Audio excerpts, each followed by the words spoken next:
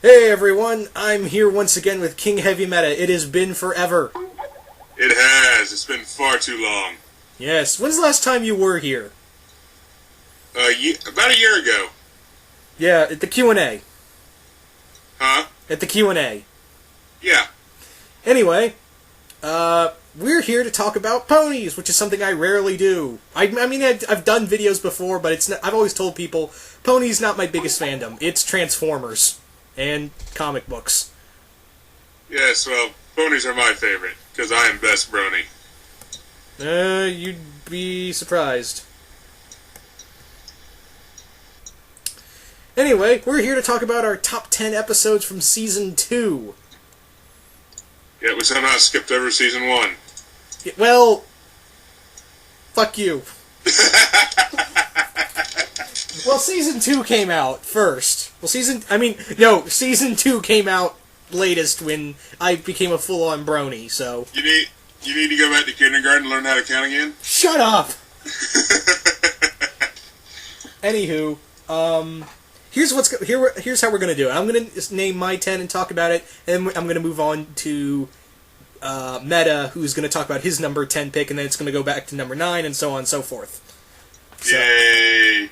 So, my number 10 pick is May the Best Pet Win. Why is it your number 10? It's really fun. I mean, Rainbow Dash is just really kind of really shows her arrogance in here. I mean, there's another episode in here which I'm going to talk about more where she really overdoes it, but in here, I mean, she just does it all on looks, and it kind of proves. And the other thing is that I kind of figured the tortoise would. She'd get the tortoise after you see him in a second picture. I mean, one segment I was like, it could be the tortoise, and then you see him in a second time during the song, it's like, yeah, it's the tortoise. Yep. Yeah, and the other thing is, I really like the song in there. It's really good. I really enjoyed the song. The other thing was the fact that we really got to see Dash at her lowest at one point, where we got to see also a reference to 127 hours. Yeah. The other thing was, I also enjoyed that Fluttershy could really, this was really her thing. Like, we've never seen her this energetic before. Yeah. She almost smothered Dash to death with animals. Yeah, and people who enjoy Flutterdash really got into this one. Oh, more than you can imagine. Yeah, but that's nothing compared to Hurricane Fluttershy. Yeah. But I don't really do shippings in ponies at all. But anyway, I really enjoyed that episode. And again, for those wondering, well, why didn't I have this episode or this episode on my list? Just because it's my top 10 doesn't mean I hated the rest. This was actually a really hard list to put together. I had to do this by how many times I wanted to rewatch it, how many times I caught references, and how many times, it made me laugh. And all of them did make me laugh, and this was a really hard list to choose. In fact, there were some that I was like, oh, I wish I made this a top 20, all of them in different, like top 20, top 26, and just, mix them around. But yeah, my number, unfortunately, only top 10, and May the Best Pet Win is my number 10 pick. Also, how come, here's the other thing I want to know. How come we haven't seen Rainbow Dash's pet since that episode? That's what everyone is wondering about. Did it just fall out of the clouds and die? Well, Tank got a one-shot episode, and that was it. Yeah. Actually, after that, almost all the pets except Opalescence haven't been seen. No, Angel has been seen in a few other episodes. You have Angel, and I don't think Gummy's really made another appearance in season 2. Yeah, he made a cameo in another episode. Yeah, because after that, everyone just really didn't care about the pets. Yeah. It's ponies raising pets. I sense an oxymoron here. Well, it's ponies who raise cattle who raise pets. Yeah. So, Yeah, that's my number 10 pick. What is your number 10 pick, Meta? My number 10 is It's About Time. One of the reasons it's so low on the list is, for one thing, it's a time paradox episode. Alright? This was the perfect... This could have been the perfect episode for Dr. Hooves to make an appearance. And actually say something related to time. Yeah. In a British accent. But that didn't happen, and that left a lot of people disappointed. Instead, we had Pinkie Pie being a fortune teller. And they do bring up the pinky sense again. Yes. And Twilight, of course, overreacted to everything after she met Future Self. Yeah. And Future Self couldn't say anything because past Twilight wouldn't shut up. Exactly. And that's the other thing I was like, Twilight, just shut up and listen for 1 second. Yeah. Also, she also did a funny meme. Watch all the things. Yeah, so because her decision was in order to predict the future, she was going to have to watch everything at every second, at every possible second, and take notes of it. Yeah, and then the whole stop time thing. I was like, you are getting close to becoming a villain here. Yeah, well, she actually ended up looking almost exactly like Snake from Metal Gear Solid. I was gonna say, yeah, actually, no, you're right. I was about to say I was gonna say Snake Plissken from Escape from New York. But then, yeah, Metal Gear probably works better. Well, that's also the most favorite meme with her costume in that episode. Yeah. Also, Pinkie Pie's really good in here. She plays really good. You know what I like better, like with Pinkie Pie? She really works as a supporting character. She does. Another funny thing is Twilight's trying to sneak into the Canterlot Library, and she brings Pinkie Pie along, thinking it's a good idea to sneak with Pinkie Pie. Yeah. And the other thing is, how do you sneak? Everyone knows who you are. Well, it's funny because everyone sees her, and they're just like, oh, hey, Twilight. Yeah. It's not... Yeah, you're not going to get busted. No one suspects that you're going to, I don't know, destroy all of time and space itself.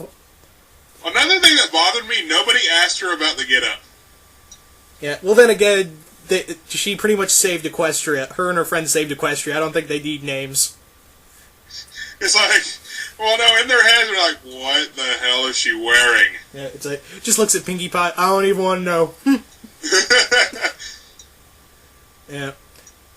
But yeah, she sneaks around, she knows that the guards saw her, yet she still continues to sneak. And then at the end of it, everyone's like, oh, hey, Twilight, what's up? Yeah. Even Celestia's like, oh, hey. Hey. Well, Celestia doesn't even question the get-up. Or the eye patch. Yeah. It's like, oh, hey, not even oh, hey, you hurt your eye? Yeah, let me fix that up since I'm all godlike and shit. It's like, what are you doing here, by the way? Oh, I'm gonna make a time loop. Oh, damn it. Yeah.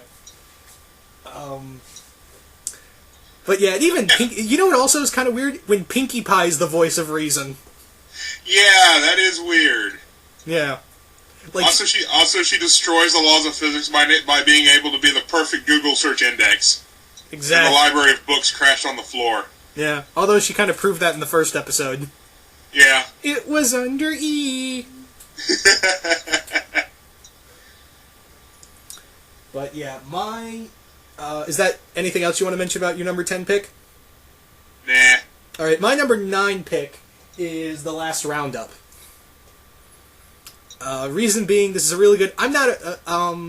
in terms of, like, main 6, Applejack is close to being one of my favorites. I like all of them, it's just that I like them in different levels. And Applejack... This is a really good Applejack-centered episode, because it doesn't really focus on her. It's more of a main 6 episode. And, again, this is where really Pinkie Pie plays as a good, supporting character. Because I really like it when she plays off the other ones. Oh, yeah. Yeah, especially the chimichurri, chimichanga. Yep, Deadpool references. Yes, and the scary as hell, you Pinkie Pie promised! Also, of course, yes, this was the episode where Derpy talked. Yes. It's the episode where everyone went nuts, wasn't all happy about it, and then the guy who took over My Little Pony projects just threw it all down the toilet.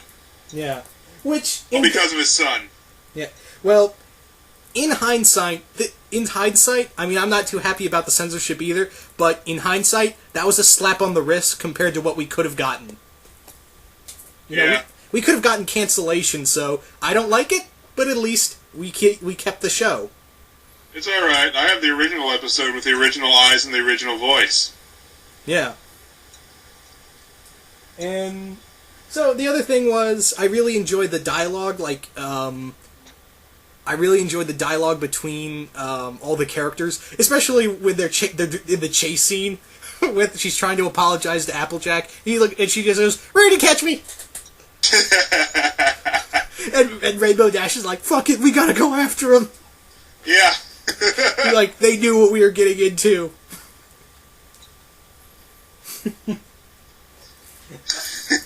So there was a lot of laughs in this episode. I really enjoyed it. Not much else to say. There was a really good... because this episode actually turned out exactly how I knew it was going to go down. Basically, Applejack didn't want to come back because she didn't win all those prizes and all that. Yeah, her pride got in her way. Yeah. Which is another thing. Like, you thought after a few episodes here and there, you'd think her pride would go down a few notches. Well, hell, she still doesn't have an episode dedicated to her. Well, what about Applebuck season? Well, besides that. There were a few others here and there, but... Also, Applejack is the only one of the main six who doesn't have her own song. Yeah. But there are a few more reasons, but those are the general ones why I like Last Roundup. What about you, Meta? What's your number 9 pick? My number 9 is Hurricane Fluttershy. Ooh. Yes, because Fluttershy finally gets over her fear of flying in front of others. At least for a little while. Yeah. Until she becomes self-conscious again. Yeah. And this is the one where people were like, "Oh, Flutterdash." Yeah, everyone wanted Flutterdash, but nah.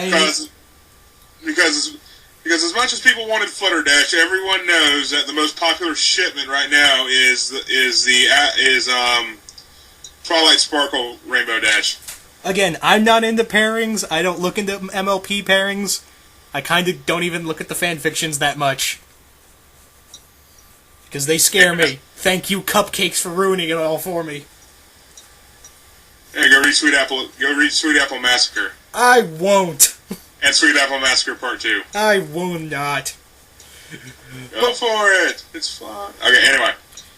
Continue with your number 9 pick. Yeah, our number 9. Yeah, this one here, I really like this one because because in this episode, Rainbow Dash ended up being a support character. Yeah. Rather than her kind of let her arrogance get in the way, she kind of understands where Fluttershy's coming from. Yeah, well, she grew up in Cloudsdale. Well, they both grew up in Cloudsdale. Right. And they both went to school together. Yeah. So Rainbow Dash has been pretty much Fluttershy's friend their whole lives. Yeah, pretty much. The other thing I liked about this episode is we got to see new characters, new meme characters, like Roy, the Roid Pony. Yes. Let's see, you got to see Derpy in more action. Yeah. And you actually got to see her doing her job of delivering mail. Yes.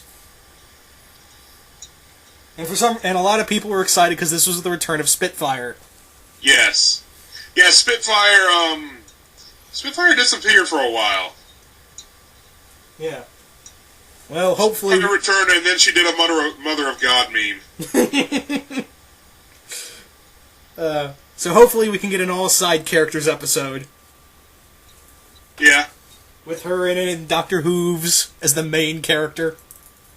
Well, that's what everyone wants. In Season 3, everyone wants the alternate main 6 to be in there. With their own backstory. Yeah, Dr. Hooves, Octavia, DJ... Vinyl Scratch.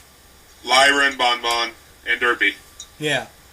There's only one guy in that whole team. It's a harem. Eh. He's Dr. House. He has a British accent. Yeah, the other thing, the TARDIS is bigger on the inside. What stays in the blue box, what happens in the blue box, stays in the blue box. Yeah. So, any other reasons?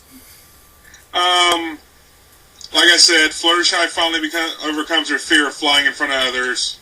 Basically, she almost completely overcomes stage fright. Yeah. And she put all that aside just to help Rainbow Dash achieve her goal of beating the record. Yeah. So. Other than that, no, I don't really have any other reasons. Alright, so I'm going to move on to my number 8 pick. My number 8 pick is the Cutie Pox. Cutie Pox, the Cutie Mark Crusaders. There are some episodes where I really like the Cutie Mark Crusaders, and there are some episodes where I'm like, just get them off the screen right now. I swear to God. I have a love-hate thing for the Cutie Mark Crusaders. It sounds like it. There you go. Well, there are a few episodes where like they come in and they completely, they're just written badly. Like, I know that's the end game. Like, they're supposed to be like Ed, Edd, and Eddy or the Three Stooges. But at some points, it's just really annoying because it's really like, especially like, there are some episodes when they're not even the main characters. Because when they're the main characters, they're really well done. But there are sometimes when they're supporting characters where it's like, oh, seriously, enough. Well, the whole point behind the Cutie Mark Crusaders is it's a group of kids being a group of kids. Okay, yeah, true. Maybe I am being a little too hard on them. In the Cutie Pox, this one really focuses not so much on them, but Apple Bloom. Yeah. Reason one why I like this episode.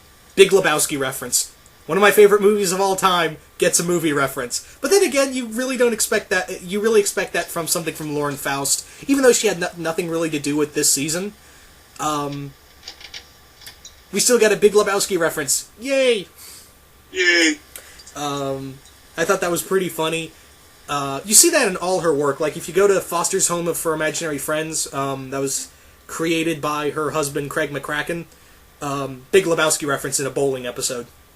But this one's really good. Zecora, one of my favorite ponies, just saying. Speaking of which, if we're going to go back to shipments on this, for some reason everyone's secret love shipment is Zecora Apple Bloom. I didn't even bring that up. Why did you? Because we talked about shipments in the other two. The last two. Because I couldn't avoid it. You will never avoid it. Damn you. Yes, I read fanfics. More than I do. You're braver than... I've also checked out the shipment list. Yeah. Well, again, I don't support any shippings of ponies because it's too weird even for my taste. I have nothing against because it's mostly female, it's mostly femme slash, and I have no problem with that. It's just, it's too weird for my taste. Anyway, yeah, with Zecora, she's one of my favorite characters because she's pretty much unique. She rhymes. Well, I can't rhyme, but she's a pretty...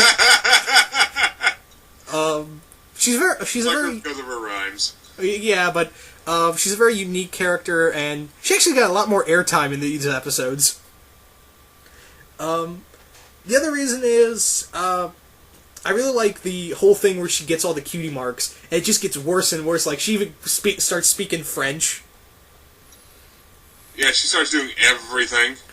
Yeah. Lion taming, which I'm surprised they even have lions there. Yeah, they have manticores. True. Spinning plates and all kinds of crazy shit.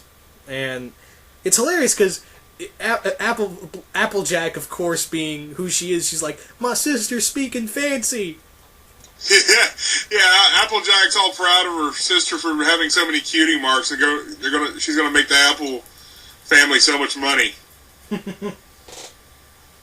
Yeah. Now everyone else is always saying, there's obviously something wrong. Yeah, there's obviously something wrong. Put your pride aside here. So, yeah, pretty much that. And the other thing is, I really like, again, it's Zecora who saves the day. at the end. Technically, it's her, but it's Apple Balloon who tells the truth, and at the end, they don't even learn they don't learn shit. Oh, there was one episode where Applejack had to write the Princess Celestia saying she didn't learn a thing. Yeah, it's like, I didn't learn anything! I was right all along. To the moon, bitch! To the moon! Oh, when I grow up, I want to go to the moon! Why wait? But, yeah. Need a replacement pony? Why not use Zoidsburg? Why not Zoidberg? But, yeah, Cutie Pie's really good. What's your number 8 pick? My number 8 pick is Mystery on the Friendship Express.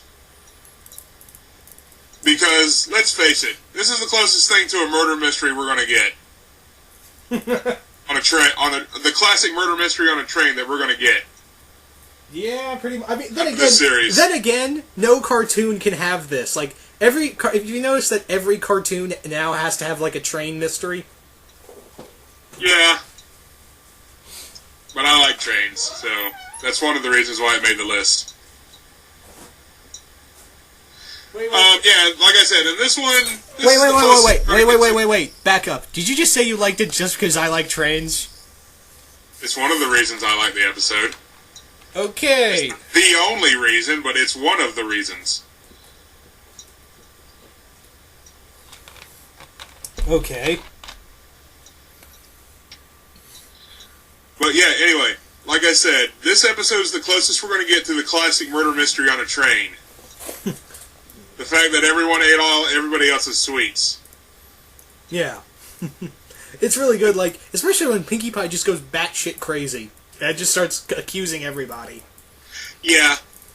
Well, this is also one of the other few episodes where Pinkie Pie gets a main role. Yeah. Rather than just a support role. Yeah. And, the other thing is, like, I really like how she displays all of the all the other characters, like how they do it. Like the Griffin, like she makes him like a classic silent film villain, and yeah. Joe the donut guy, that's another character I want support. That's another supporting character I want in the main episode. What's his name? Donut Joe. Donut Joe, yeah. Yeah. I want him to have a supporting role. He's kind of awesome. Yeah, he is. Yeah. I can't remember what the other one's motif was. That's unimportant. I got one episode. Yeah. So. But no, also I like the creative writing on the description for the food. Yeah, which caused everybody else to go overboard and eat the food. Exactly. That was hilarious too. Let's see. Nobody paid attention to Rarity's style of maid until Twilight pointed it out. Yeah. Let's see. And everyone, and all the other ponies were actually very good at keeping their mouths shut about who did it. Yeah. Which is surprising even for Rainbow Dash. Pretty much. Like, you would have expected Dash to be, like, all braggedy about it. Or at least start getting overconfident and start dropping hints. Yeah. So, that's your number 8 pick? Yep. My number 7 pick will be The Secret of My Excess. This is a really good Spike-centric episode. This really also plays into kind of the dragon mythos of how the dragons of Equestria work. And it's a really good episode of like how Spike feels, like how he enjoys the love he gets, and then that love he gets from his friends, it turns into greed for items. Well, it was his first official birthday with friends. Yeah, and he kind of goes... just getting a book from Twilight. Yeah, and they kind of explain, like, oh, dragons get bigger because they hoard. And I'm like, alright, I'll roll with that. And then I suddenly got someone brought up a question. they basically said, so basically if you don't give Spike stuff, he's immortal. Yeah. That's actually, I was like, Yes, technically speaking, Spike would be considered an immortal. If you don't give him stuff, he doesn't age. Yeah. Alright. I was like, alright, I'll roll with it. Well, not only that, he can take 100-year naps. Yeah. So that makes so if he gets into a relationship at the wrong time, then yeah. Yeah. And this is the other thing, we're like, oh, it's the perfect rarity Spike Dash thing. Because of the fall scene. I was like, oh, that's cute, but in truth, I really liked when he got big and it made a lot of Godzilla references. Yeah. And King Kong reference. Like, when the Wonderbolts are swooping down and attacking him and shit. Yeah, that was almost a King Kong reference. Yeah. Then, it's just everything around it was just, there was just, because Twilight you'd think would realize this would be going on. Like, you've had this dragon for years, don't you have any anatomy on him? No. What is wrong with you? You freaked out over the Peaky sense, you freak out over everything else, yet when it comes to Spike, it's like, meh. Meh. I take it as I go. It's like, I got Aloysius, it's cool. Yeah. Other thing was, I really enjoyed that scene where Rainbow Dash and Fluttershy are on both sides of Spike, and they're like trying to be his conscience.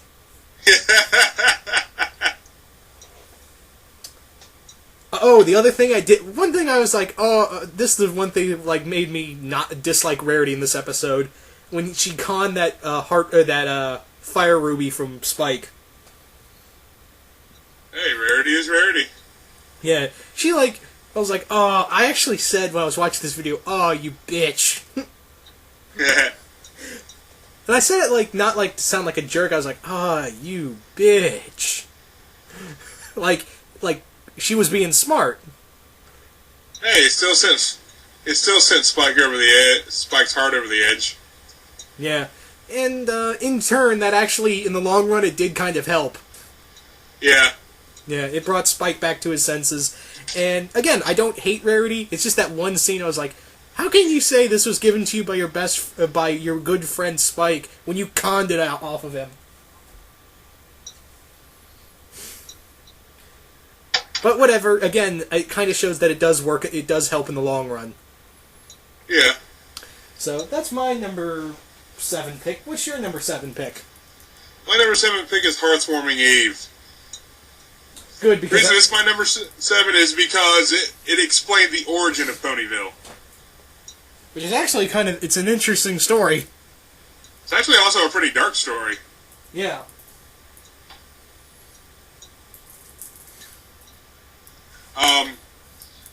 No, it's a pretty dark story considering that the 3 pony clans are at war.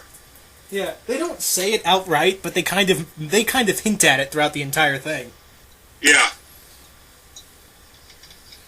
Yeah, I mean, you have the Earth, Unicorn, and Pegasi at war with each other, and the 3 emissaries and the emissaries from all 3 clans just so happen upon the same plot of land. Yeah, and of course we get Pinkie Pie being awesome. And we get Frost Dragons. You mean Wendigos? Wendigos, yeah. Why'd you say Frost Dragons? Because we did have Frost Dragons at one point. No, they didn't. You're not questioning my mythology.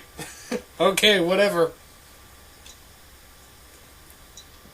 Anyway, we had Wendigos in there, which froze everything. The more negativity seeped out from the crowd, the more frozen over things became.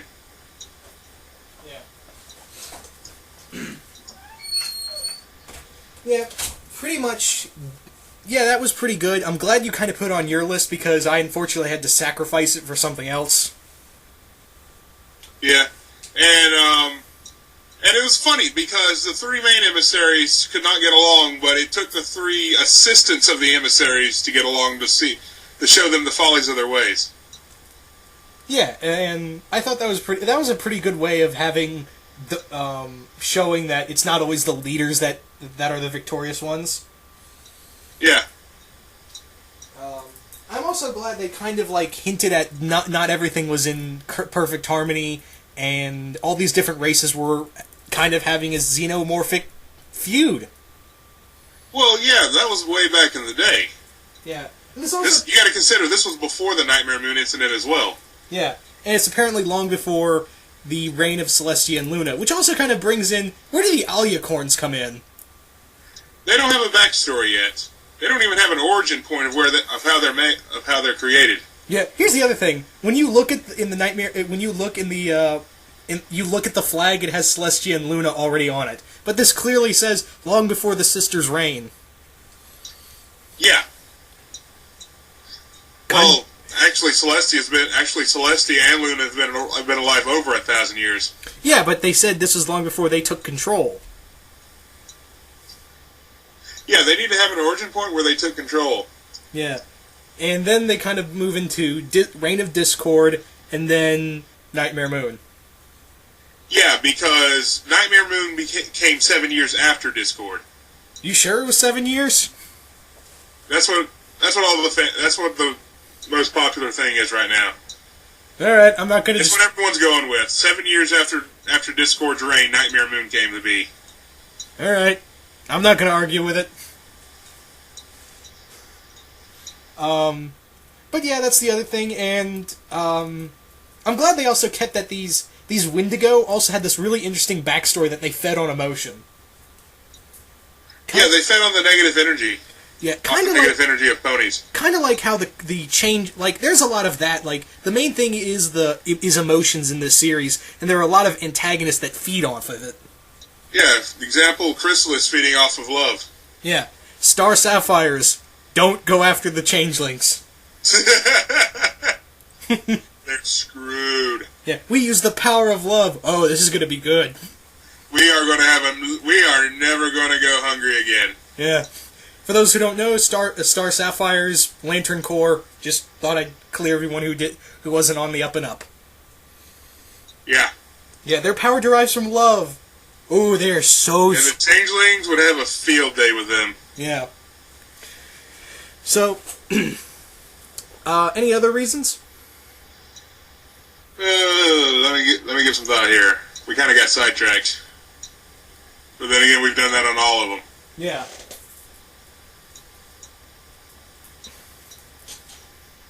No, not really. Besides the fact that Rainbow Dash wanted to be the leader of everyone. Yeah, but I'm kind of convinced. Like the other thing that I heard that they dropped was the reason why Celestia picked all of these all the main six was because they're all descendants of the six founders. Yeah. They dropped. I heard that was supposed to be in it, but they dropped it because they thought it would be a little too complex. Well, yeah, it's a kids' TV show. You start going to that much complexity, you got to have people at our age level to understand it. Yeah, well, I think the dichotomy of this show has kind of changed, especially after the end of season 2. Yeah, I see this show going more up in the age view area. Yeah, kind of like how. Remember when Sailor Moon first came out and they kind of really edited it, but then when they showed the different people watching it, they kind of let go of some of the restrictions? Yeah. That's where I think that shows. This is the new Sailor Moon of this era. Well, yeah, except we had an original Sailor Moon, which was amazing. Okay, yeah. But I'm just saying that that's where it might go with because remember when they brought it out in English version, it was really restricted, and then when they brought out more seasons and showed other people were watching this, other little girls, they kind of took out the age restrictions and showed the more violent side of the original Japanese version. Right. And I'm thinking they might make this a little more for the bronies. Let's face it, because that's where it looked like it was going after the end of season 2. Yeah. So, and again, I can understand that they were playing safe with this, but it would have made a little more sense of why Celestia handpicked these 6. Right. Yeah. The thing that would be interesting is is how she got in power. Yeah. Was it just simple hand down through the bloodline, or was there some other ruler she had to overthrow? Yeah. That's how I'm kind of convinced, because there is a lot of talk of bringing in someone from the G3 or G2 series of My Little Pony. I bet that it's going to be like Celestia and Luna overthrew somebody. Probably. Yeah. But, again, that's just fan theory. So, anyway, we're getting sidetracked. You done? Yeah. Alright, my number 6 pick is the mysterious Mare Duel. Reason being, there are so many superhero nods in here. It's awesome. Yeah. In fact, this episode was written by one of the original co-writers of Darkwing Duck. Just saying, completely badass. I mean, we have Rainbow Dash going, your friendly neighborhood Rainbow Dash. We have a reference to the bat signal. Even the Mare Duel costume is a reference to Darkwing Duck. Yeah. And then we even have original music from Batman the Animated Series. Yeah. And the other thing, I saw a fan art picture of Batman and Spider-Man looking up in the sky of Rainbow Dash, and she makes the Rainbow Dash signal. And Batman goes, "Hey, she stole my bit!" "Aw, come on." And Spider-Man goes, "Aw, come on, man. She's just having harmless fun. Don't worry, your friendly neighborhood Rainbow Dash is here. She's going down." Good old Spider meme. Yeah. Yeah. And then there was another picture I saw of when she says that line, Spider-Man webs her mouth and goes, "That's my line."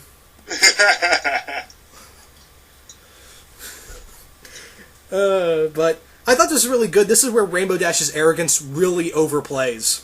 And we really get to see her folly and pretty much see she could have been a great hero, but she let that all get to her head, and that was kind of her downfall of why her own friends kind of brought her down. Yeah. Not only that, she almost killed some ponies. She almost let some ponies die because of that. Yeah.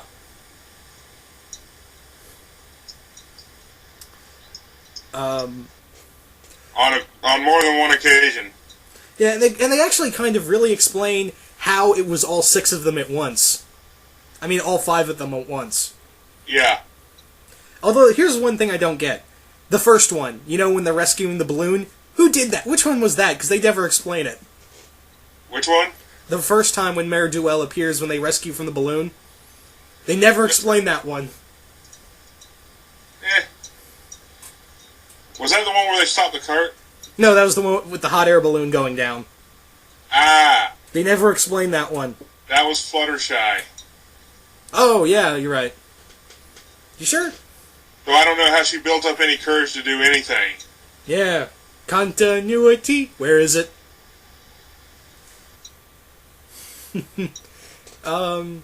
This was really good. Again, a lot of superhero nods.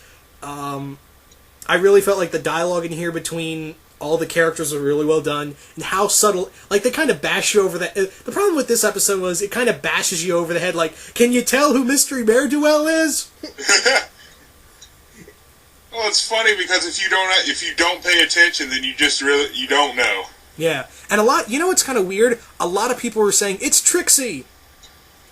No. If it was Trixie, she'd have taken the mask off and said, "It is I, the great and powerful Trixie." Yeah. Some people were saying, the beginning, it was really? How? She's a lot more arrogant than this.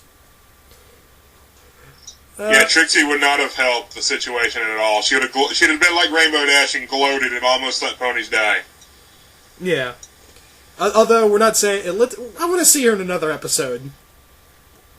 We all would like to see Trixie in another episode, or at least some explanation of what she did after she got chased out of Ponyville. Yeah. Hopefully she'll be in the supporting episode, in the supporting characters episode, if they decide to do that. Yeah. Yeah. The popular backstory for her is that she grew up in Canterlot. Yeah, I've heard of this one. And her and Twilight were in the same classroom. Yeah, I don't actually say that in this episode. But Yeah, this is, again, really good episode. Another good Rainbow Dash-centric episode, which there were a lot of in here. Yeah, Rainbow Dash got quite a few episodes in Season 2. Yeah. But it really, really explored her character, but sometimes it kind of just bounced back when she thought she could get her pride in check, but then it goes right back to the same thing. Yeah. Well, this is the episode where her pride truly goes out of control. Yeah. So, that's my number 6 pick. What is yours? Mine is Read It and Weep. The one where Rainbow Dash finds the joys of reading. Because she got bored to death at the hospital with a broken wing. Reading Rainbow. The more you know. Yeah. And also we get a battleship reference in here. Yeah. But why do you like this episode? Okay, first of all, I love to read. Okay, that's one of the main reasons. And Rainbow Dash ended up loving to read, too. So that's one of the reasons I ended up enjoying this episode. Second, we get the whole episode's nothing but an Indiana Jones reference. Yeah. Daring Do. Yeah.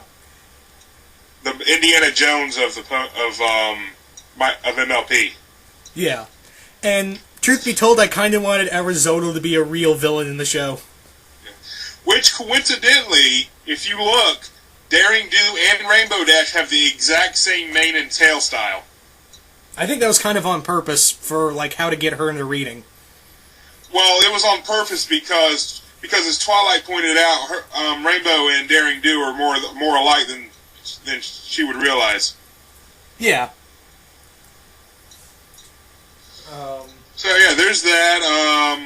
The fact that Rainbow Dash thought she was going to be bored out of her mind in the hospital, which she was for a little while, to the point where she just started throwing a ball against the wall repeatedly. Yeah, which is apparently a video game on one of the MLP sites. Yes, I play it whenever I'm bored. It is addictive. It's monotonous, in my opinion. It is, because at first you think it's going to be stupid, then you actually get into it. Yeah, it sucks you in after 4 plays. Say, come on, bounce, bounce, bounce. But anyway, let's see. Rainbow Dash finally gives reading a try, finds out she loves the Daring Do series, and then she runs back to the hospital just to go steal the book, to finish reading it, instead of going to the library and asking Twilight if she had it. And then we get another favorite supporting character, Screw Loose. Screw Loose or Screwball? It goes Screw Loose or Screwball. That's kind of the name flip-flops. And Screwball is the more popular one. Yeah, Screwball, okay. Yeah, Screwball. It's just because, of the barking scene. Yeah. Get back in the hospital! There are mentally disturbed ponies it's confirmed. There are mentally disturbed ponies. And there is an asylum for them. Yeah. So yeah, this show's getting better and better. Yes, they're making subtle hints here and there.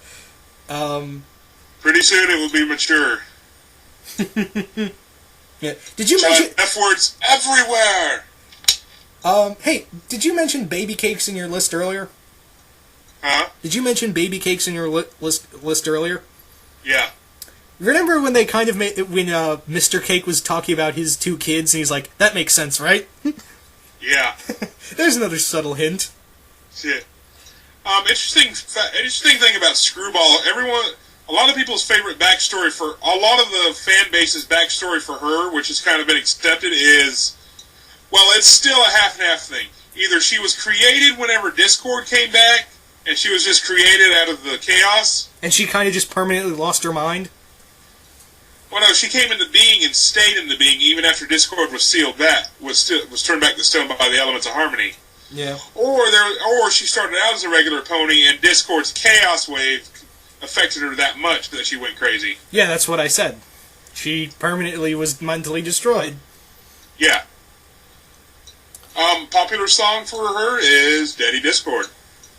I thought it was a guy, actually, now that I think about it. No, Screwballs are her. Oh, okay. See, I'm not... I need to get... Like, I understand Octavia, Dr. Hooves, and all that. In fact, I'm listening to the Dr. Hooves audio dramas. They're awesome. But I sometimes forget... I sometimes lose my track on all the fan characters. I mean, all the side characters with fan followings. Yeah. It's hard, I'm sorry. But no, if you get the chance, go check out the song on YouTube, Daddy Discord. No, it's a video and it's a fan-made video and everything. I've heard it. And it's great. But, is that pretty much done on your end for your number 6 pick? Final note, Rainbow Dash still doesn't want to admit she loves to read. No. She does. Yeah, Rainbow Dash still doesn't want to admit that she still loves to read. Even though in the next following episodes we see her reading in Twilight's house. Yeah. Of course, a Daring Do novel. Yeah. Speaking of that episode, that's my number 5 pick, A Friend Indeed. First thing, I like the song. The song's very upbeat, very catchy. We all love the song. You know what's also kind of funny? That's actually a remake of a G3 song from her. This one's better. Yes, this is 20% cooler. Very upbeat, very catchy, gets you sucked in. I actually hit the replay button in the while I was watching the episode just to listen to that song again. Yeah, I downloaded it on my BlackBerry just so I can listen to it anytime I want to. Yeah, so... other reason, this really plays on how much Pinkie Pie can get under one's skin and how much she can be fun in a centric episode. This is also the one episode where she broke all the laws of physics. Yes. Most times in one episode, and broke the fourth wall. Yeah. You know, the guy repairing the fourth wall is like, fuck it, I'm done. He's like, I can't do it. I can't keep up. I have a better... Bust everyone's television set, so be it. Yeah, it's like, I have a better chance keeping up with Deadpool. Deadpool turns around the corner. You call? Yeah. Also, other thing, Cranky, the character of Cranky Doodle. You know who the voice actor was? Who? It was the guy who does Rhinox from Beast Wars. Ah. You remember Rhinox? Yes. And also, he's also the same guy who does Captain Ginyu from Dragon Ball Z. Yeah. Captain Ginyu's a donkey. Yeah. He's a fog. In fact, a lot of the Beast Wars characters voice actors are in here. Hey man, their money ran out. They needed jobs. Well, they have jobs. I mean, Scott McNeil was Dinobot and a few other, and Rat Trap, and he's doing all kinds of stuff. And he did Chief Thunderhooves and one of the Flim Flam brothers. Yeah.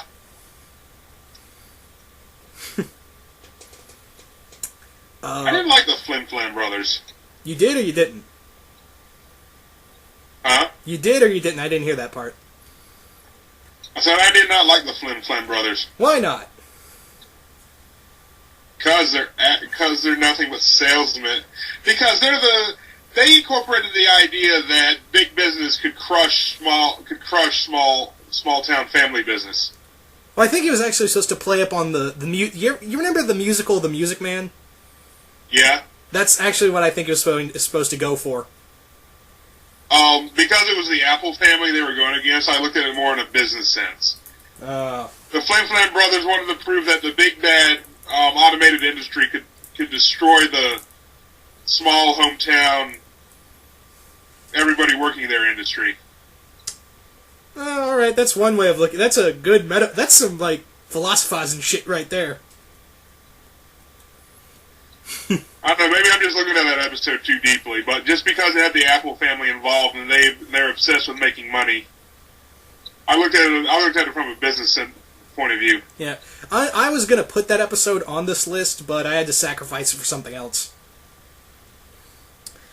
But I'll actually, before we do the number 1, we'll talk about 3 honorable mentions. Yes. But... yeah, which one we were on, yours or mine. But yeah, Friend Indeed, good episode. This also kind of plays into Pinky actually using her brain. Like, people always thought she was kind of airheaded, but we really don't know how intelligent she really is. Well, she was able to look through Cranky's scrapbook and figure out that Matilda had the exact same one. And of course, Pinkie Pie actually accidentally destroyed his scrapbook. Yeah. The other thing is, we should have saw that coming when we saw that Matilda character brought. It was like, I didn't think of that by then. Nobody thought about Matilda. Yeah. When we should have. Because first of all, they had Rose Luck in there. She's a background character. Yeah, she's only gotten one mention in that episode. Yeah. All right, and then there was Matilda. She got one mention in that episode, and everyone just kind of put it off until the very end. Yeah, which we should have saw, like Donkey, Depressed. Oh, now we know. Yeah. Yeah. It's also interesting to know that Cranky traveled almost all over Equestria. Yeah. I hope he comes. He's actually a really. I think he's actually a really He wasn't a total jackass. No pun intended. I'd actually would like to see him come back in another episode. Well, yeah, I would like to see him and Matilda be back in a couples episode. Yeah. That would be good. He was actually like kind of play. He actually kind of played this witty game against Pinky, which was kind of fun to watch, especially his dialogue with her. Yeah. It's like, yeah, you're extra special. Yeah. I'm pretty sure that character was based off of some of the characters from Grumpy Old Men. I'm sure it was. Yeah. Damn kids, get off my lawn. Yeah. So, what is your number 5 pick? My number 5 pick is Putting Your Hoof Down. Ooh. Because in this one, Fluttershy is a complete and utter badass. Yes. And she gives the bona fide version of the middle finger. which to this day is still funny to watch. Yeah. Her friends convinced her to attend Iron Will's little show that he's putting on.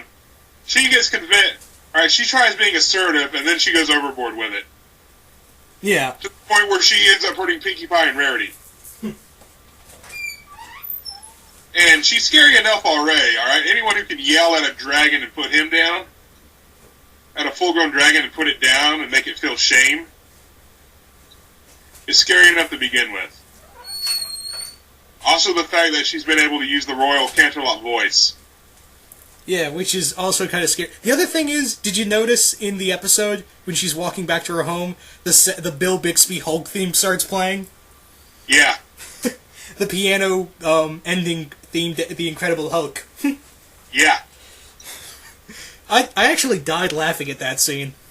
It was like, you sneaky bastards. And this is why we are joined by Tyler's ghost. He died laughing.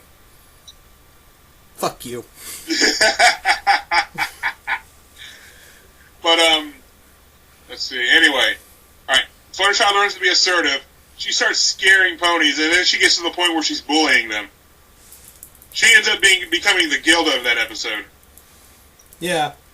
Which is actually, we've seen Fluttershy scary before, but this is the one where we see her be not really kind of jerkish.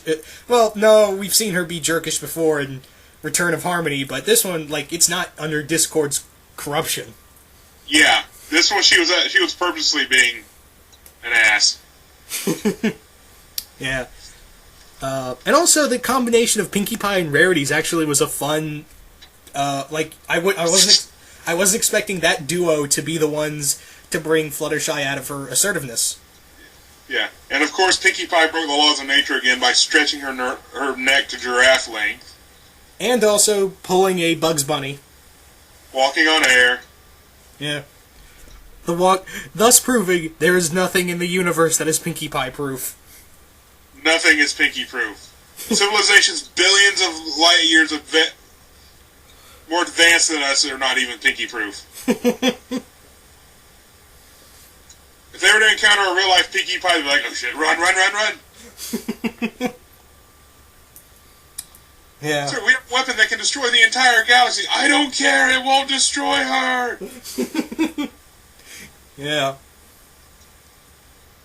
So, in the long run, that is a really memorable episode. It's probably one of the fans regards one of the best Fluttershy episodes. Yeah, even better than Hurricane Fluttershy. Yeah. In this one, like, we see her, like, throw people, and, like, she nearly kills a guy.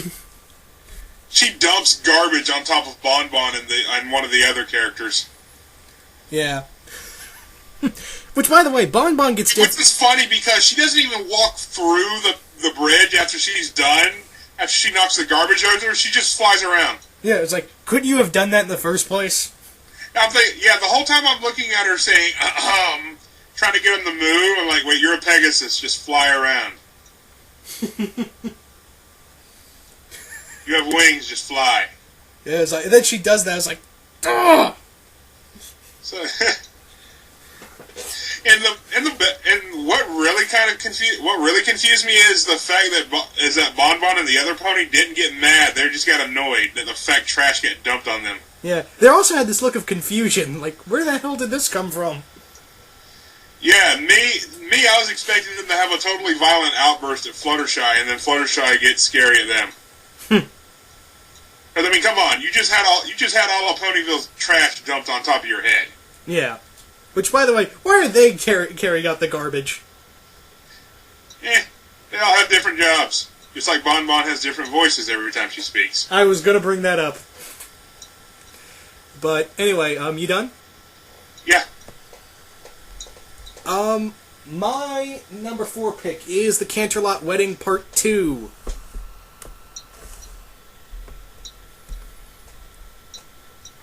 Yes. Reason why it's number 2 is because, That's how we're on number 4. Number 4 pick. Why Part 2 and not both parts is because I felt like Part 2 was something we've seen before. Like, we've seen all of the motifs in that episode, like, oh, everyone thinks she's just being overly protective, and it turns out she's right. And then the second part, we figure that all out, and we get so much more in Part 2. Yeah, it's the season finale. I knew was going to put it high on the list, but it deserves to. I'm sorry. Yeah. Yeah, we pretty much get, like, the elements of harmony are mentioned here, but they're never used. Like, it's all them. When you get Zerg rushed. Yeah, pretty much the changelings are Zerglings. Yeah, but they go down easier than the putties from Power Rangers. Yeah. Lord Zed is laughing at Chrysalis. Also, another favorite thing that they did, that a lot of the fans did, was whenever Chrysalis gets sent flying, you hear in the background, looks like we're blasting off again. Yes. Team Rocket reference. For the win.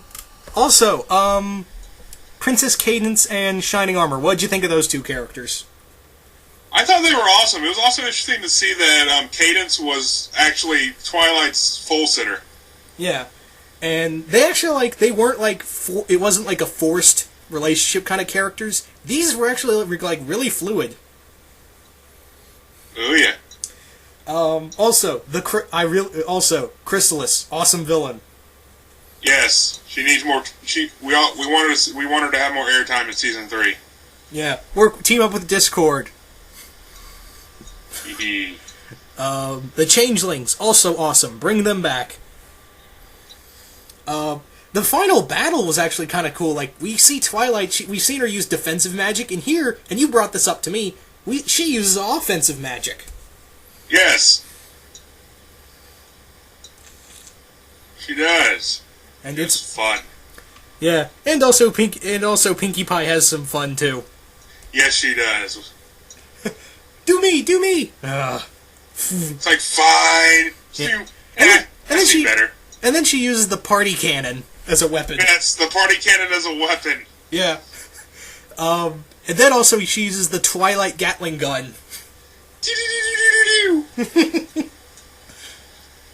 Also, that's another thing I want to be brought back, that Pinkie uses Twilight as a Gatling gun. I I'll bring something interesting up whenever I get to number 3 about that. All right. But yeah, I thought this was this really showed that this show was going to go places, especially in season 3. And it really, in just 30 minutes, it really set up a really good plot. The only thing that bothered me was it just wrapped up way too quickly. I mean, the ending scene with Chrysalis. I mean, she took down Celestia. Barely. Well, she got a second win because, as we said earlier, they feed off of love. Yeah. So, yeah, I thought it was pretty good. We saw an awesome villain, we got a good fight sequence, and we got a pretty good wrap-up. Yep. But, yeah, that's my number 4 pick. What's your number 4 pick? My number 4 pick is Baby Cakes. Because this is the one episode where Pinkie Pie cries. I mean, we've seen her depressed and go nuts and paranoid, but we've never seen her cry. Just outright sit down and cry and bawl. Yeah. The other thing, again, this is where we brought up the whole Mr. Cake thing, which was another subtle reference. Yeah. Yeah. Yeah, I like this one because Pinkie Pie bawls just out of pure frustration. Yeah. First of all, you got Pinkie Pie trying to get the cakes to let her babysit, and the cakes ask every pony else and say Pinkie Pie for last, and they're even hesitant then. Yeah, like, we know you're not good. It's like, you like to party and play. You're not exactly parenting material. Yeah. It's like, and we've been to some of your more exclusive parties. It's scary. Let's put it this way, a lot of ponies end up with a lot of booze. Yeah. Other thing is, I like this episode. This is another episode I was going to put on, but I was going to put in my list, but, again, sacrifice. I really like the characters of the Baby Cakes. They were really fun. I'm glad they referenced them again in Friend Indeed. Yeah. I also like this episode because you see True Earth ponies have a Pegasus and a Unicorn pony, and it was even questioned how that happened. Yeah, it wasn't like, oh, it just happens. And they kind of throw it under the rug. Yeah, it's like, wait, how did that happen? Said, well, and then they go through the family line. Which is probably all bullshit. Oh, hey, gotta have something. Yeah. And then he's like, that makes sense, right? Yeah. Then they threw it under the rug. It's like, okay, that's over and done with. We get that out of the way. Yeah. And we get that out of the way. Another thing, there is a reference to Pet Sematary in here. Yes. Yeah. For those who are wondering what that reference is, it's the one where she's looking for Pound Cake. Yeah. Yeah. The reference where he's hiding and it's giggling. It's kind of like that scene where the guy goes looking for his dead son and he's like, I want to play with you now, Daddy. Also, a little hint of Resident Evil of the things climbing on the walls. Yeah, I noticed that. Yeah. So. But no, Pinkie. They end up letting Pinkie babysit. Pinkie's trying her hardest to get the two babies taken care of. No matter what she tries, they just end up crying again and again and again and again. The only thing that seems to work temporarily is the flower being busted open over Pinkie's head. Yeah. Yeah, at the end of it, Pinkie just ends up sitting down and just starts crying. Yeah. Here's another thing I mentioned to another friend of mine about the cakes. Like, we talked about how powerful the other cake, the unicorn cake baby would be. It was like, maybe it'd be like Jean Grey power level. Maybe. Like, now, apparently, he talked about that with a few other bronies, and they're all comparing that, like, oh, maybe she'll grow up to be more powerful than Twilight. Well, now, you see, there's a loophole. There's a break in that, because Twilight herself in the episode said you have to be careful of baby unicorn ponies because of how spontaneous the magic in them is. Yeah, okay, that's true. Like, it's just intervals. Yeah. Alright. So, Also, that would also imply that the Pegasus baby would be faster than Rainbow Dash. Yeah.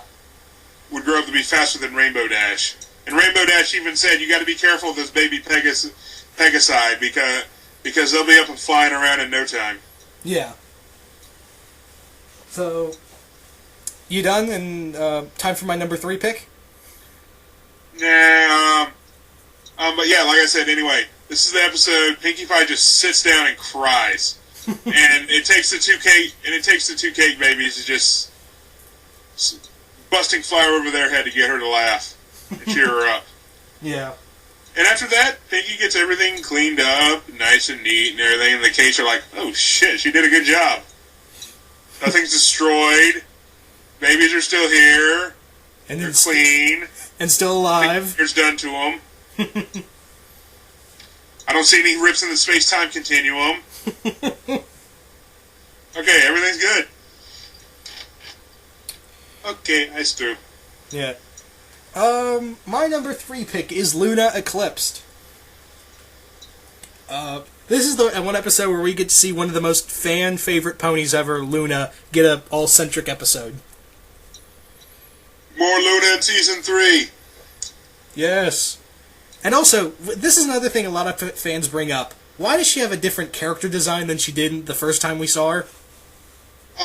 That's because the first time we saw her, she reverted back to the 8 where they freed her with the elements. She supposedly reverted back to the 8 when she first became Nightmare Moon.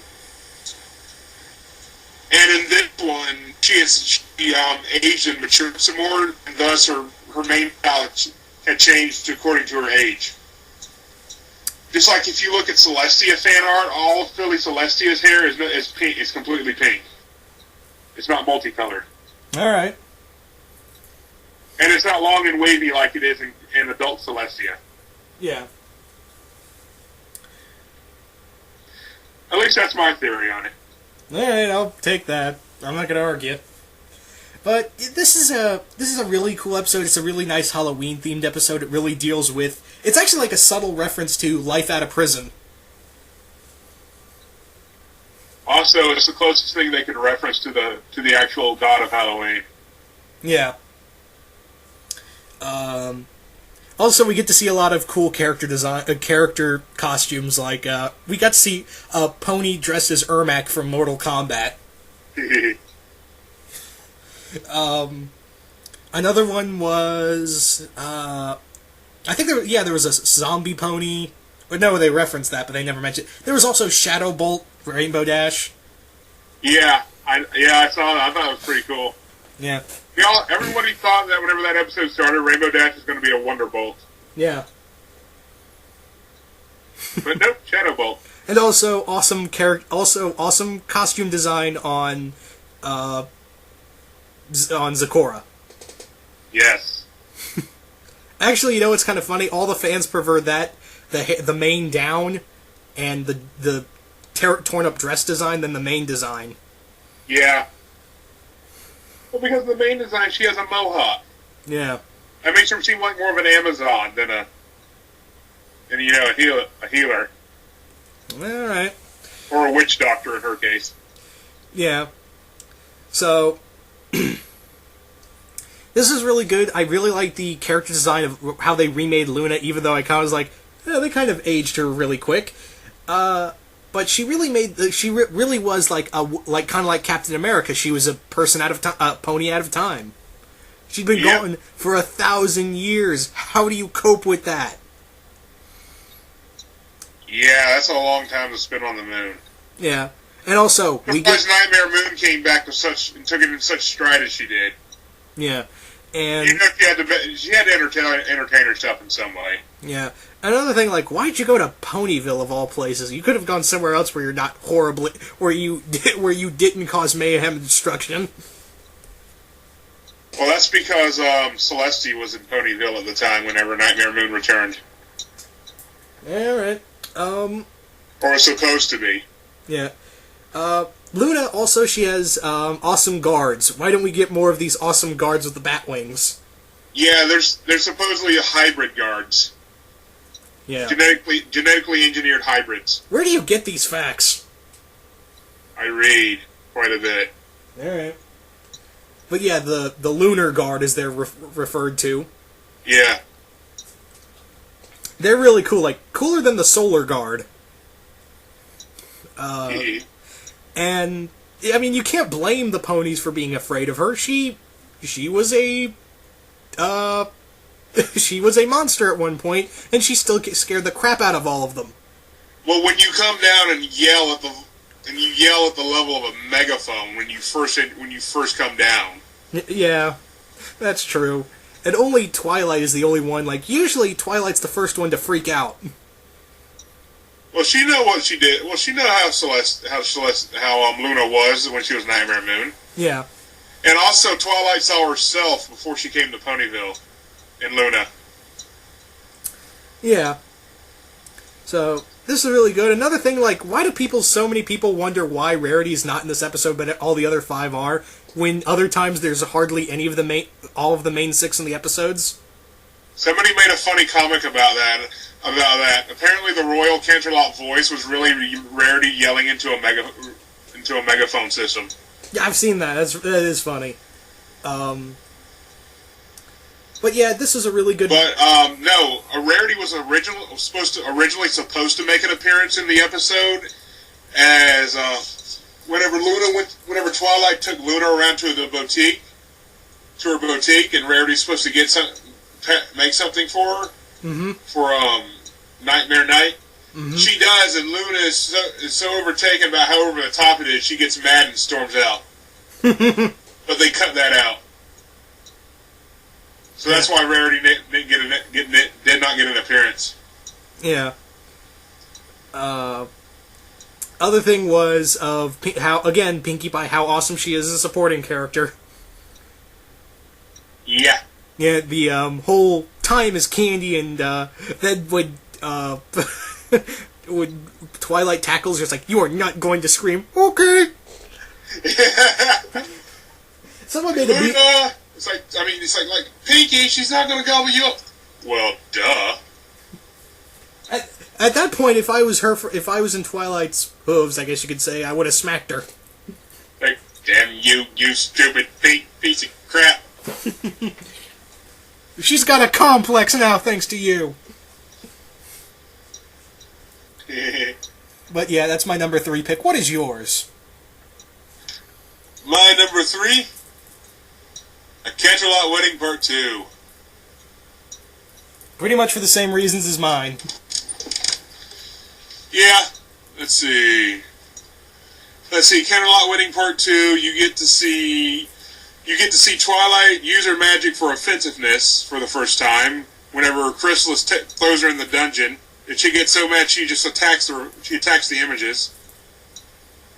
Breaks open a wall, finds Candace. You mean thinks it's Chrysalis and tackles her and almost kills Candace. You mean Cadence? Cadence. Cadence, yeah. And almost kills Cadence. Cadence.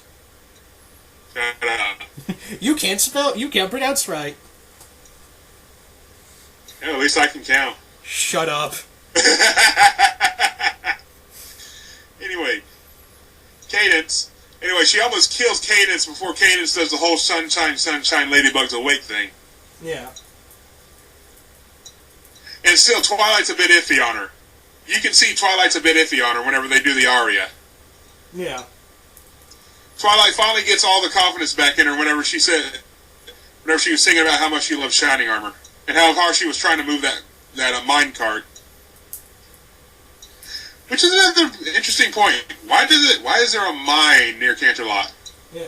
And didn't they say this is like no one knows about these caverns? Yeah. I guess so that would mean at some point back in the day they had miners working down there. Yeah. And by the amount of crystals that there was down there, I can see why. Yeah. On the other hand, it could have just been plot contrivance.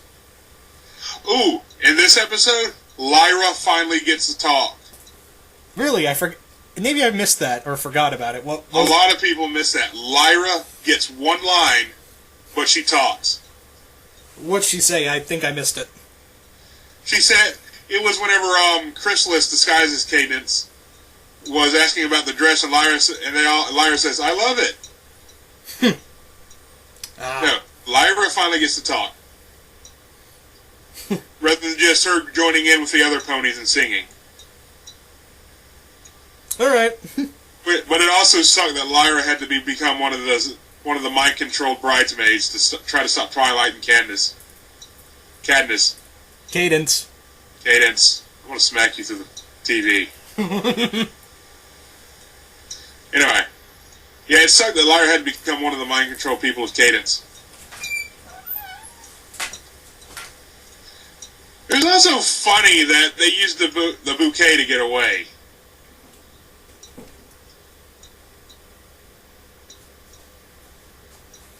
Let's see. We had political war and infiltration within Canterlot in that episode. Yeah. Attacks on world leaders. Celestia actually gets hurt. Not just the whole, she gets knocked out by an accident or anything. She gets overpowered by Chrysalis, barely, and gets hurt, and it shows a physical hurt, and it shows the burn mark on her horn where she physically got hurt. Yeah. Let's see. The main six actually brawl in this one. We get to see Fluttershy bullshit her way out of a fight. And get rescued. Rescued by Rainbow Dash. Yeah, because that's the only way. Rainbow Dash pretended to be one of them. Yeah, that's pretty much how she survived not getting killed. Yeah.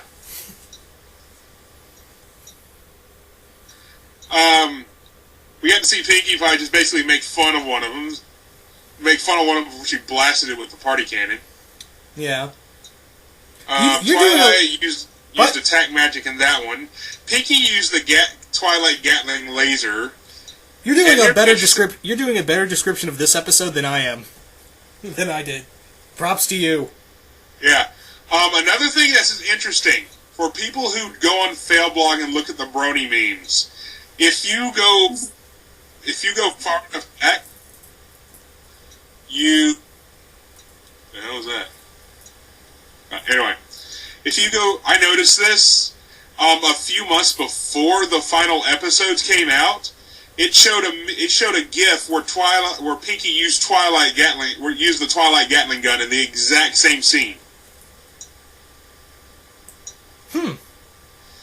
So yeah, either it's somebody at Hasbro really likes doing memes, and that was their idea of a sneak peek that nobody would ever guess, or something got leaked. I'm leaning towards the latter. Yeah, I'm leaning towards somebody at Hasbro enjoyed making memes, knowing that nobody would have guessed this would happen at a royal party episode, at the royal wedding episode. Yeah. Well, to be fair, in that GIF, it just showed Pinkie taking Twilight's tail and shoving up and down, and laser beams coming out of her horn. There were no actual changelings. It showed hitting. Yeah. So, anything else? Let's see. Changelings feed on love. Here's another interesting thing. All right. Chrysalis whenever she reveals herself, she blatantly points out that her and the changelings will starve to death if they don't have any love to feed on. Yeah, you're right. They do bring that out. Yeah, and Celestia's like, I don't care. Well, then again, it's the age-old you're threatening my people. Yeah. Genocide is kind of out of the question. Yeah. But yeah, still, usually you would expect them to write the script to where Celestia would try to help them out first, before she decided genocide was out of the question. Yeah. But no, I'm just gonna blast your ass out of here. Yeah. Let's see. Cadence and Shining Armor get together and they create what everyone speculates to be the element of love. Yeah. Because, as you know, the main six couldn't get to the elements of harmony because they got Zerg rushed. Yeah, let's face it, that's gonna be a meme soon. Changelings are Zerg. Yeah. But yeah, they got Zerg rushed. They couldn't make it. Yeah, Cadence's and Shining Armor's love spell magic put together was able to make a strong enough spell to recreate the force field and push all the changelings out, including Queen Chrysalis. Yeah, which in probably they're starving to death, right? Yeah. Yeah, unless they found another village where they could feast upon. Yeah, or they go into hibernation, because that could be the only logical way to bring them back. Right. Yeah. But, yes, they're blasting off again. You're blasting off again! So, that is a really good way... Again, like I said earlier, that is a really good way to end the second season. Oh yeah, let's hope the beginning of the third season is just as great. Yeah. So, moving on to my number 2 pick. My number 2 pick is Putting Your Hoof Down.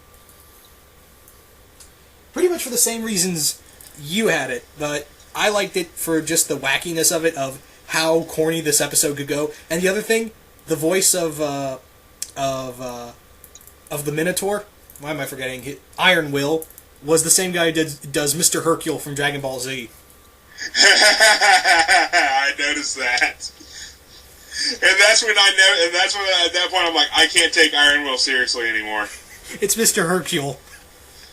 Yeah, the guy was a complete idiot. Yeah. In DBZ.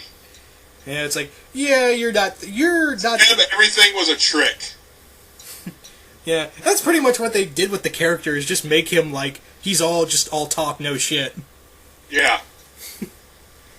And again, they really make a good Looney Tunes reference. They really bring out Fluttershy's character in here, and I think it was really good. And the other thing was how well they kind of really brought that out, and how much it kind of bit her in the ass, like how much she realizes, I'm my own monster now, I've put up too much of a wall to even, realize I'm pushing my friends away rather than getting closer to them. Right. Also, what's interesting in this episode is they bring out Rarity's side of seduction. Which is kind of what we expect from this character. Well, she says be assertive, but instead she's being seductive. Yeah. There's actually a comic I read, where Pinky goes, "That's not helping." And we also learn of Pinky's amazing barter skills. Thank you, Bugs Bunny.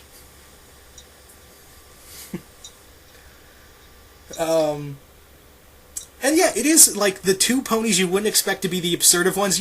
Originally, I thought it was going to be Twilight and Rainbow Dash helping her out, but no, it's Rarity and Pinkie Pie. Yep.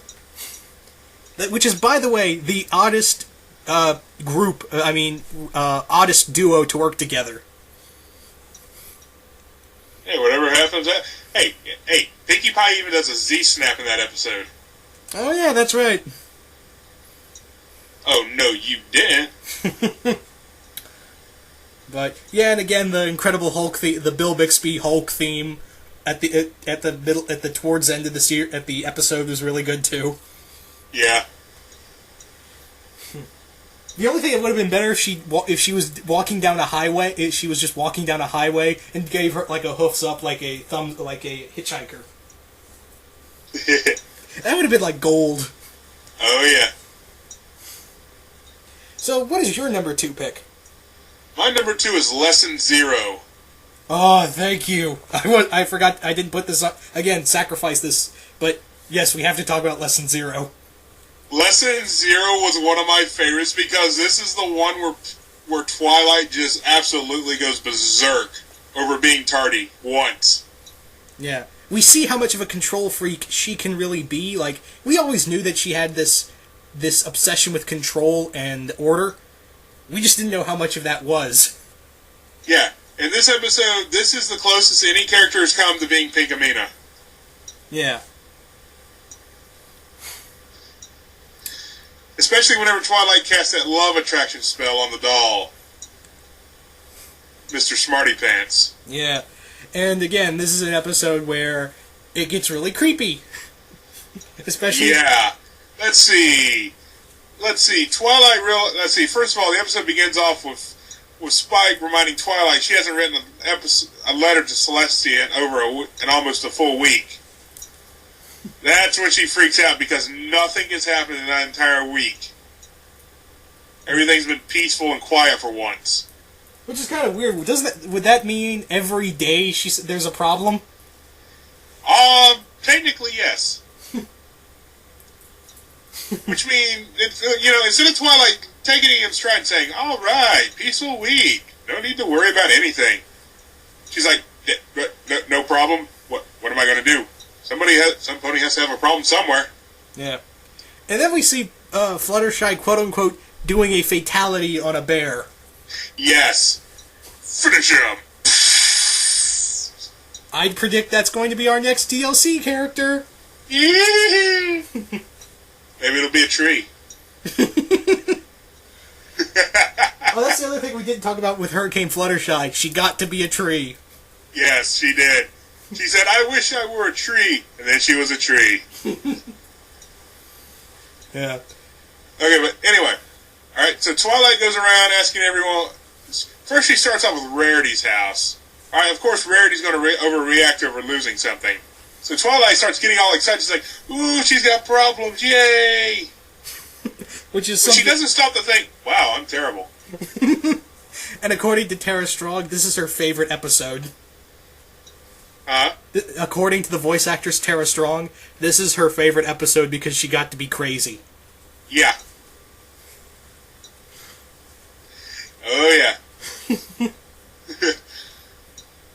Yeah, and it turns out Rarity lost a piece of fabric, which she easily found later. Yeah. She went around, she couldn't find any ponies with any problems. With any real problems. And then we also see the Sonic Rain Nuke. Yeah. Yeah, the Sonic Rain Nuke that Rainbow Dash performed on Applejack's old barn that was getting scheduled for demolition. And then we see it in the next episode. Yeah. Try and figure... Yeah, the next episode it gets rebuilt. Completely looking the same way. Try figuring that out. Hey, maybe it was just old. Yeah. I guess it's pretty hard for ponies to draw schematics. Yeah. And Rainbow, and like Twilight is just like like you said, she never stops for 1 second. Hey, I am a terrible person. Yeah. So anyway, she decides to take matters in her own. It's like, if no pony has any problems, I'll make problems. And she goes to all of the ponies she could go to. She goes to the Cutie Mark Crusaders with Smarty Pants, and that crazed look on her face. And even the Cutie Mark Crusaders are looking at her like, uh-oh, what's that look on her face? What's going to happen? I need that doll. I need an adult. I need an adult. I am the adult. Oh no. So they cast the love attraction. She cast a love attraction spell on it, expecting only the Cutie Mark Crusaders to start fighting over it. Instead, all of Ponyville starts fighting over the doll. Until only Celestia has to come in and clean the mess up. Yeah, Celestia came in pissed. It's like, Twilight! It's like, oh, you're not playing games. Yeah, and it turns out the only pony who actually ran off with the doll, surprisingly, was Big Macintosh. Yeah. There's been He looks at the doll, sees that he still loves it, and runs off with it. Yeah. He's like, mine! Mine, bitches! Can't have it, it's all mine! Toys, toys, toys, toys! He's like, sell it on eBay. Sell on eBay. Twilight Sparkle Smarty Pants doll. Starting bid, $450. Yeah. That is a good episode. It's just really, like, how bad it goes. Like, not bad, like, as in, it's horrible, but it just... This was the episode where Celestia also decreed that Twilight not make it a school thing where she has to make a report every week. But just whenever she does learn something about friendship, she also made it where all of her friends had to make a report whenever they learned something about friendship. And they made that stick in the entire season. Yeah, they did. Yeah, they did too. Which I was proud of them for keeping up with that. Yeah, continuity. Boom. Yeah, it was also really great to see Twilight's friends rushing to aid her, and Rainbow Dash living up to her element of loyalty and being the first in line to defend Twilight. Yeah. And Celestia just goes along with it rather than explain it. Because she enjoys trolling. Yeah. Hey, she's over 1,000 years old. She's probably like, I'm not even going to bother with it. Yeah, that's lesson 0. Yeah, alright. So, moving on to my number 1 pick. I'm going to skip over honorable mentions, because you've actually mentioned all my honorable mentions in your list.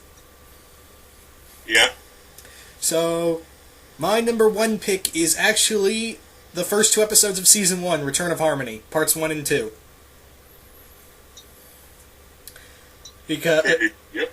Well, the reason why I picked both, it was a tie between both parts, because it pretty much feels like one big hour-long premiere.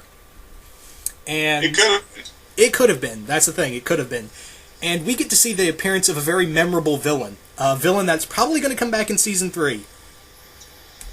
Discord. Yes. And it helps also that John... This is also... Season 2 is what officially made me a brony. Like, I was on the fence during Season 1. I was like, may be for me, may not be for me. Holy shit, John Q is voicing this character. I am so in. Yeah. And the other cool thing, that Lauren Faust made that character specifically for him. Yeah. So, props to Faust. And I really like the character of Discord. It's something new. It really reminds me of... Remember from Powerpuff Girls, him? Yeah. He's a lot like him. Oh yeah, cross-dressing demon. No, I mean like scheming and corruption and all that. Yeah. Except Discord doesn't have a big bottle of perfume. Yeah, okay. But Discord was a very interesting villain. Like, a lot of people, when he first appeared, it wasn't like with Nightmare Moon where it was like, oh, okay, bye, you're just here to set up the season. When Discord came in, like, we want to see more of you. Yep. Because he breaks every one of the main 6. Except for Fluttershy, he had to do it by force with her. Yeah, he's like, oh, fuck it. Yeah, she basically this is the first time Fluttershy really trolls anyone. Yeah. She does it inadvertently. Yeah. I like how he really how he really plays against their elements. Yeah. Again, except for Fluttershy, which he has to... he has to do it by force. And I really... Like, oh, damn it, just turn already! Yeah. And then he's completely like, he's unfazed by, when they get the elements back, he's like, it don't matter. Yeah. And then big surprise, he's like, oh crap. Wait, it works? Oh shit. Yep, he wasn't doing his opera pose that time. Yeah. I have a feeling that when Luna and Celestia originally trapped Discord, he knew he was going to come back, and he wasn't that worried, so that's why he struck his pose. Yeah. And the other time, it's like, oh, damn! He's like, uh-oh! The other thing was, I really liked the ending of this episode. It was a total homage to Star Wars Episode 4, A New Hope. Yeah. Yeah, it was. Yeah. It was perfect. It was a perfect homage. The only thing we were missing was something roaring. Yeah, you know what we could have used? The Manticore. He's just randomly in there, and Celestia goes, "Get out of here!" Go, get at him. Yeah. And then we could have had? We could have had Derpy as R2-D2 just blowing bubbles. Yeah. Mm-hmm. Of course, they're derped out eyes.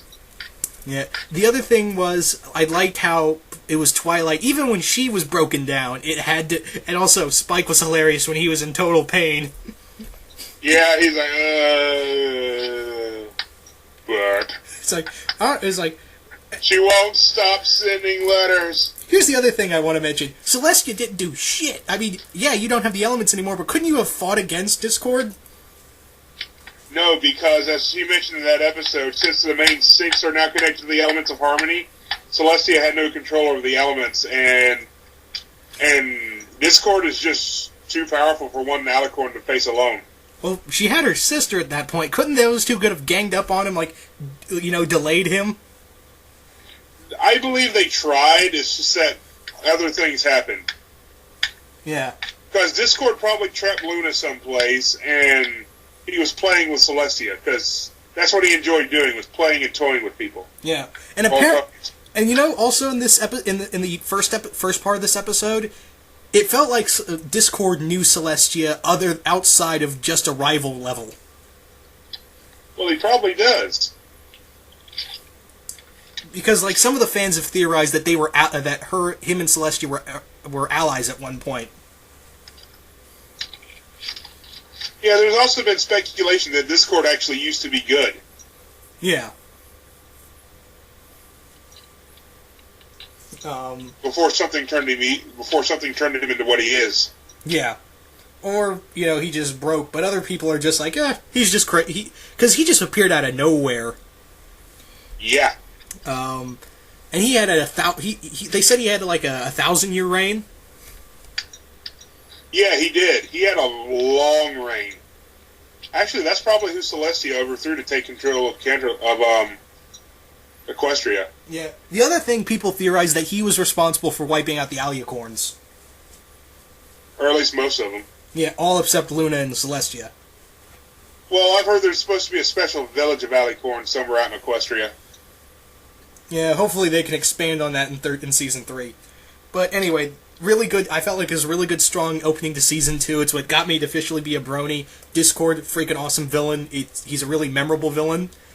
And yeah, that's my number one number one of my top 10. What's your number one? My number one is Luna Eclipsed. All right. Because number one, Luna is, out of all the characters, Luna is my favorite. Alright, number two. This is the episode which they gave the closest origin to the actual god of Halloween that they possibly could without going over any boundaries. Yeah, the whole pagan thing. Yeah. So they just use Nightmare Moon instead. Yeah.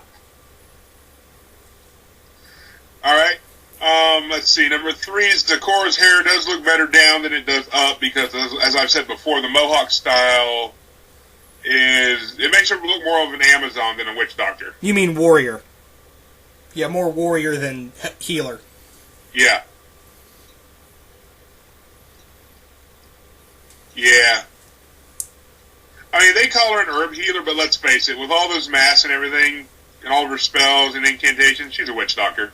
Yeah. Let's not beat around the bush. This is their way of saying, hey, this is what it is, without saying, hey, this is what it is. Pretty much. For those of you who get it, great. For those of you who don't, you're either too young or, you're dense.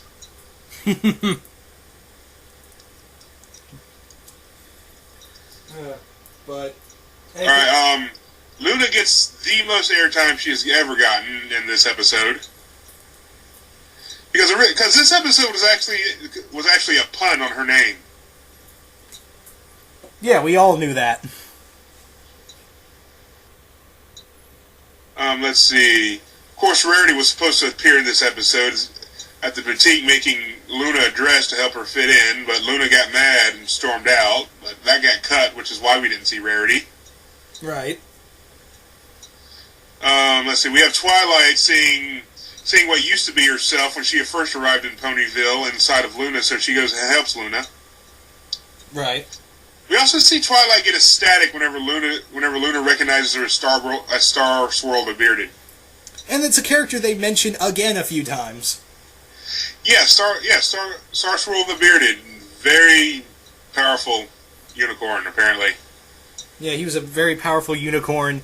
And I'd like to see more of him reference, like, go back to another time period. Like, he could have been, like, still alive and aided, like, mentored Luna and Celestia in magic. Right. Well, he was apparently the one who also wrote down the time spell that Twilight used. Yeah. So, he was indeed very powerful. Yes. Let's see. In that episode, we got to see a new character, Pip. Who we never saw again. Yeah. After that, there was no more Pipsqueak. Yeah.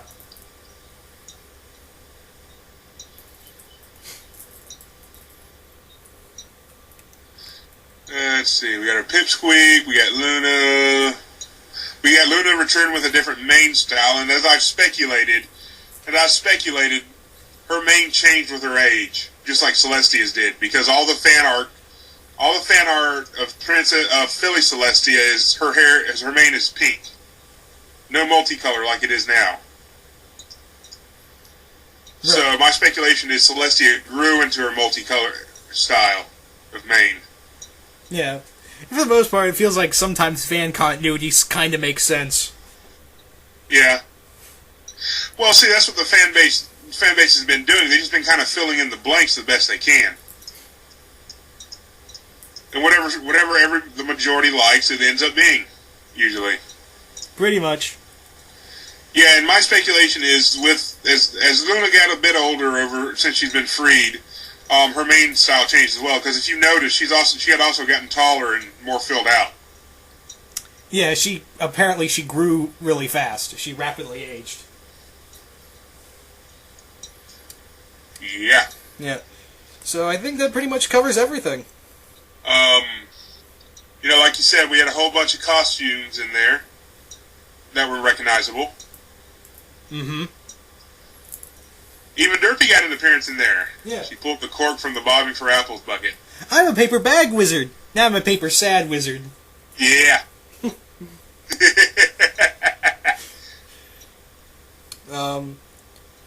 But yeah, I think that pretty much does it for us on our end. Yeah. But I want to thank KingHeavyMeta for helping me out on this. This is really fun. Oh yeah. And yeah, we're out. Laters.